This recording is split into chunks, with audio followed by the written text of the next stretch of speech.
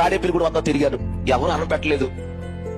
ఆకలి అయిపోతుంది ఎలాగని తాలూకా ఆఫీస్ ఉంది కదా తాడేపల్లిగూడెంలో, దాని ఎదురుకున్న కురిపి వాటలు ఉంది. ఆ కురిపి వాటలు కాడికి వెళ్ళి, అయ్యా కొంచెం అన్నం ఉంటే పెడతారా? ఆయన అన్నాడు 5 రూపాయలు పెడతానన్నారు. డబ్బులు లేవండి, నేను అడుక్కున్న వాడినండి, కొంచెం అన్నం పెట్టండి అయ్యా అన్నాను. డబ్బు కొద్ది పెట్టనన్నారు. ఏం చేయాలో తెలియక వారు తినే ఎంగులాకులు ఎక్కడైతే పడేస్తున్నారో అక్కడికి వెళ్ళి కూర్చుని వాడు పడేసిన ఎంగులాకులన్నీ మెతుకులు ఎదుగు తిన్నాను. కానీ కడుపు నిండలేదండి. ఈ ఆకలి కోసమే కదా బ్రతికేది, మర్చిపోతే ఈ ఆకలి ఉన్నది కదండి.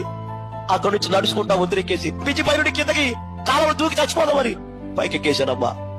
చేపురోలు యోబు గారని అంటే నాకు తెలియదు. చిన్న తాడేపల్లి అక్కడి నుంచి ప్రాంతం చూసుకుని వస్తున్నారంట కారులో. కారు పిచ్చి ఎక్కింది. నా తెల్లంగా వచ్చింది కారులో వచ్చి నా వైపు చూశాడంట. డ్రైవర్ కారు ఆపురా, నేను ఇలా తిరిగాను పడిపోదామని.